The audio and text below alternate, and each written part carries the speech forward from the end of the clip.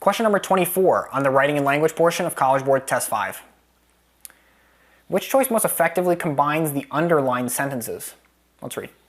The homepage of one leading crowdfunding site features a project to manufacture pinhole cameras on a 3D printer.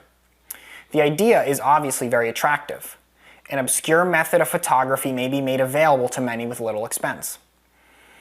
Sometimes I find that the two sentences, not connected, can be the most powerful tool to help us answer a question like this. What I mean by that is, notice the structure of the idea that they present to us in these two sentences. The idea is very attractive, and then we say an obscure method of photography may be made available to many with little expense. These two ideas are connected to one another. The idea is attractive because this method of photography may be made available with little expense. They're not separated ideas. I think that's the whole reason why we have to join them in the first place. So always take a look sometimes at the two sentences and realize what they're trying to tell us before we dive right into joining the sentences, because we can join these two sentences in a lot of different ways and it can change the meaning of the sentence dramatically. So with that said, let's take a look at some of these answer choices. With the idea being obviously very attractive, an obscure method of photography may be made available to many at little expense. Okay, I don't like the fact that A is wordy. It's weird. It's awkward. But more than that, I don't like the association that we're making. We're saying, like, with the idea being obviously very attractive, it's like, oh yeah, the idea is attractive, but it's also an obscure method of photography. I don't like the way that we're connecting these two things as if we're saying that they're two things in parallel. No, they're intimately connected. The idea is attractive because it can be done for little expense.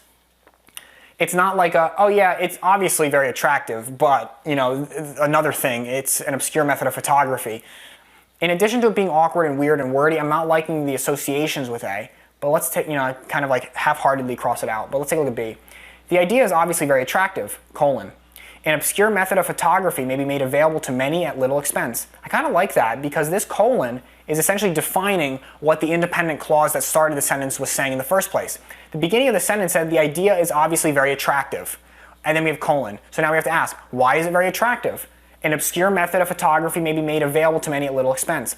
I like the colon in this case because it's joining these two ideas and showing that they're connected. They're not just isolated events like A and then B. It's no, like A and B are connected in some way. It's attractive, colon. Now we're defining why it's attractive. An obscure method of photography may be made available to many at little expense. Good, I like that. What about C? An obscure method of photography may be made available to many at little expense, and the idea is obviously very attractive. If you see on how we're reversing the logic of the sentence, we're saying an obscure method of photography may be made available to many, and the idea is attractive. No, it's attractive because an obscure method of photography may be made available to many at little expense. So I'm not liking C. Let's take a look at D. An obscure method of photography, an idea that is obviously very attractive, may be made available to many at little expense. So I guess if this is in these two commas, we can get rid of it. It's not essential. An obscure method of photography, comma, an obscure method of photography may be made available to many at little expense. We're kind of making the idea that it's attractive a side thought when it's not.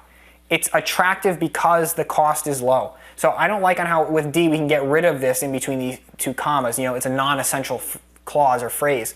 And we just read the sentence, an obscure method of photography may be made available to many at little expense. We completely get rid of the idea that it's attractive, as if that's central to the piece, which it is. Not a fan of D.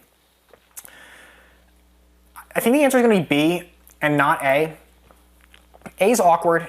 A is a little bit weird, but it's also odd that we're separating the idea with the idea being obviously very attractive. An obscure method of photography may be made available to many at little expense. We're still holding on to this idea that those two things are not intimately connected. It's like A, oh yeah, and also B. Whereas B, answer choice B, is talking about the idea is obviously very attractive, colon. We're going to explain why it's attractive, and now we're describing it. I like on how that maintains the structure of the original sentence. We start with an idea is attractive, and then we explain why it's attractive.